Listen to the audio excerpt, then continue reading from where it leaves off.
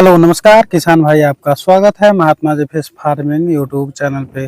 किसान भाई एक नया वीडियो लेकर फिर आ गए हैं इस चैनल पर और आप देख रहे हैं Mahatma ji fish farming YouTube channel. किसान भाई आज हम बात करेंगे कि फिश फार्मिंग में गोबर कैसे एक वरदान के रूप में साबित होता है और किसान भाई इससे कितना फ़ायदा ले सकते हैं, कितना मुनाफा कमा सकते हैं और फिश फार्मिंग में गोबर का कहाँ कहाँ यूज होता है, इस सभी चीज़ के बारे में हम इस वीडियो में जानने वाले हैं।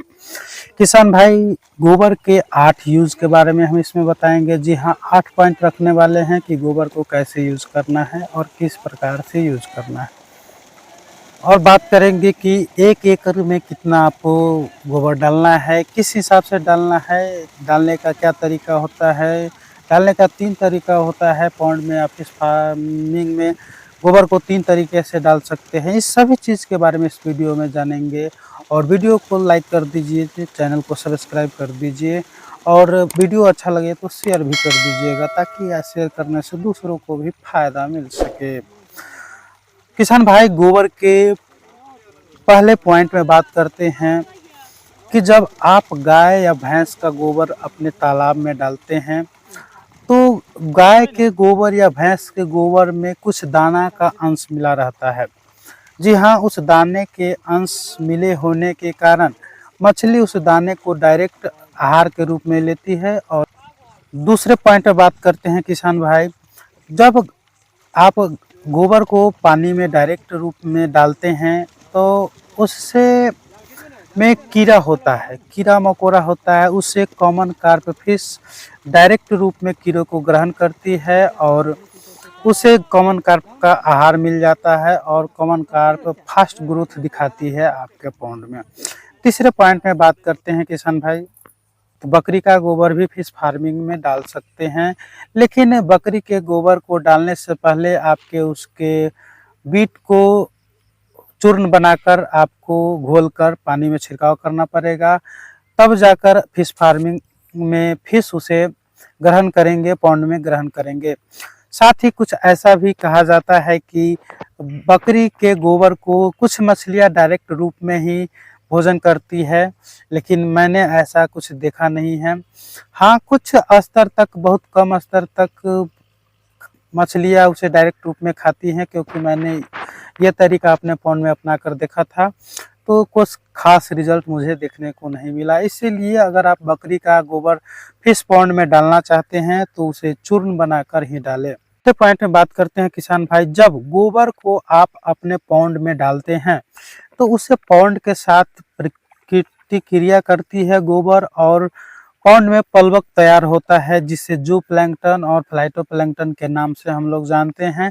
और इस जू प्लैंकटन और फ्लाइटोप्लैंकटन एक प्रकार का कीड़ा होता है और उसे कतला, इसके बाद बिझट और सिल्वर कार्प, ये मछली ज़्यादा जू प्लैंकटन और फ्लाइटोप्लैंकटन को ग्रहण करती है। इसके साथ साथ भी जू प्लैंकटन को अगर आप पंगास का फिश करते हैं, फार्मिंग करते हैं, पंगास फिश भी जू प्लैंकटन को बहुत ज़्यादा ग्रहण करती है और अपने ग्रोथ को फास्ट करने में उसे मदद मिलती है।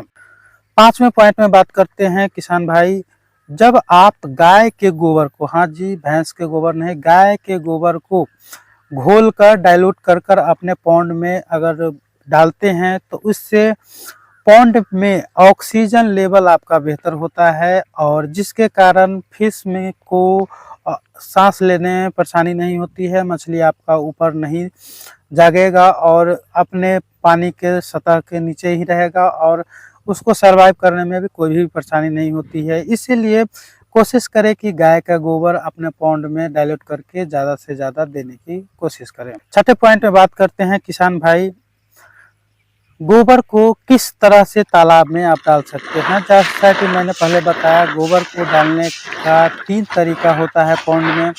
पहला तरीका होता है गोबर को आप डाइल्यूट करके पॉन्ड में चारों तरफ से छींट दें। दूसरा तरीका होता है, कोई गोबर यदि 1 महीना 2 महीना पुराना होता है और उस गोबर में बहुत ज़्यादा गर्मी होता है तो गर्मीपन ख़त्म हो जाता है, तब उसे आप, अगर आपका तालाब बड़ा है तो उसमें डायरेक्ट रूप में डाल सकते हैं। हालांकि ऐसा बहुत कम करना चाहिए, नहीं तो ज़्यादा अगर डालते हैं तो पानी में ऑक्सीजन लेवल कम हो जाता है, तो मछली फिर आपको ऊपर आएगा और मछली डैमेज होने लगेगा। इसीलिए सबसे अच्छा तरीका होता है डाइल्यूट कर छींट कर डालें। तीसरा तरीका होता है डालने का, यदि आप पॉन्ड तैयार करते हैं, पॉन्ड नया हो या पुराना हो उससे फ़र्क नहीं पड़ता है। अगर नया पॉन्ड है तो उसमें आपको जब पॉन्ड सूखा रहता है तो उसमें आपको गोबर और खली डाइल्यूट करना है, मिलाना है और ज़मीनी सतह पर डाल के जुताई कुराई करके फिर पानी आपको उसमें भरना है। तो चलिए 7वें पॉइंट में बात करते हैं। बहुत सारे किसान भाई के मन में सवाल होगा कि गोबर कब डालना चाहिए, कौन स्थिति में डालना चाहिए। किसान भाई, जब गोबर आप डालते हैं तो डाइल्यूट कर जब पॉन्ड में आप छींटते हैं तो उसका समय दोपहर होना चाहिए, ना कि सुबह और शाम। ऐसा इसलिए क्योंकि जो प्लैंकटन फाइटोप्लैंक्टन जल्द से जल्द तैयार होता है और मछली को आहार जल्दी बनता है और मछली आपका ग्रोथ जल्दी करती है। अब बात करते हैं 8वें पॉइंट में, जो महत्वपूर्ण है कि 1 एकड़ में आपको गोबर कितना अधिकतम देना है। पॉन्ड तैयार कर रहे हैं तो गाय का गोबर आपको प्रति एकड़ 400 केजी 1 एकड़ में डाइल्यूट करके मिलाना है। यदि आप भैंस का गोबर डालते हैं तो 500 से 600 केजी 1 एकड़ में आप गोबर डाल सकते हैं। दोस्तों, अगर आप गोबर फिश फार्मिंग में यूज़ करते हैं तो आप अगर अच्छे खासे रूप में गोबर यूज़ करते हैं तो आपका मछली 25% से लेकर 50% जो भोजन होता है गोबर के माध्यम से ही आपको मिल जाता है, जिससे फिश फार्मिंग में आपका कॉस्ट कम जाता है और मुनाफा ज़्यादा होने का चांस बढ़ जाता है। अगर वीडियो अच्छा लगा तो वीडियो को लाइक कर दीजिए, चैनल को सब्सक्राइब कर दीजिए। अगर वीडियो को शेयर नहीं किए हैं तो वीडियो को शेयर भी कर दीजिए। मिलते हैं अगले वीडियो में, जब तक के लिए नमस्कार।